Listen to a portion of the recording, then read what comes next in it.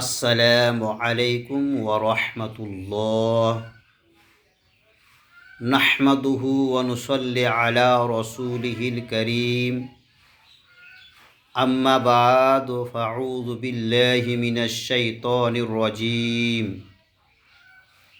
ইয়া আইয়ুহাল্লাযীনা আমানু কুতিবা আলাইকুমুস সিয়ামু কামা কুতিবা আলাল্লাযীনা মিন ক্বাবলিকুম লাআল্লাকুম তাত্তাকুন। আল কোরআন সূরাতুল বাকারা আয়াত নম্বর 183। মহান রব্বুল আলামিন পবিত্র গ্রন্থে রমজান মাসের সিয়ামের ব্যাপারে ঘোষণা দিয়েছেন। আল্লাহ পাক রব্বুল আলামিন বললেন, ইয়া আইয়ুহাল্লাযীনা আমানু, হে ঈমানদার গণেরা, হে বিশ্বাসী গণেরা, কুতিবা আলাইকুমুস সিয়াম, তোমাদের উপরে রোজাকে ফরজ করা হয়েছে। কামা কুতিবা আলাল্লাযীনা মিন ক্বাবলিকুম, যেভাবে তোমাদের পূর্বপুরুষদের প্রতি রোজাকে ফরজ করা হয়েছিল, সিয়াম ফরজ করা হয়েছিল। লাআল্লাকুম তাত্তাকুন, যাতে করে তোমরা পরেজগারি অর্জন করতে পারো, মুত্তাকি হতে পারো। আল্লাহ পাক রব্বুল আলামিন এই পবিত্র গ্রন্থে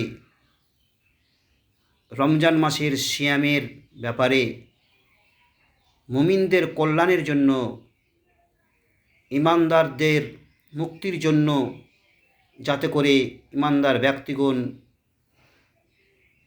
মুত্তাকি হতে পারে, পরেজগারি অর্জন করতে পারে, তারা নিজের জীবনটাকে পরিবর্তন করতে পারে, এই জন্য আল্লাহ পাক রব্বুল আলামিন পবিত্র রমজান মাসের সিয়ামকে ফরজ করেছেন মুমিন ব্যক্তিদের জন্য। ইসলাম দরদিগণ আমার, আমরা রমজান মাসের সিয়াম পালন করে রমজান মাসের সিয়াম রেখে ইমানের হালাতে মহান স্রষ্টাকে খুশি করার জন্য, মহান রব্বুল আলামিনের সন্তুষ্ট কামনার জন্য আমরা সিয়াম পালন করব। সিয়াম পালন করে আমাদের জীবনটাকে পরিবর্তনে নিয়ে আসব, আমাদের জীবনটাকে শুদ্ধ করে নিব, পবিত্র করে নিব, আমাদের জীবনের গুনাহ খাতাকে আল্লাহর কাছে মাফ করে নিব, ক্ষমা চেয়ে নিব।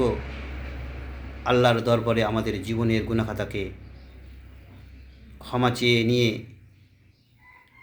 আমাদের জীবনটাকে শুদ্ধ করে নিব, পবিত্র করে নিব। আমরা মুত্তাকি অর্জন করব, পরেজগারি অর্জন করে নিব, মুত্তাকি হয়ে যাব। আল্লাহ পাক রব্বুল আলামিন যেন আমাদেরকে তৌফিক দেন। আমিন, আল্লাহুম্মা আমিন।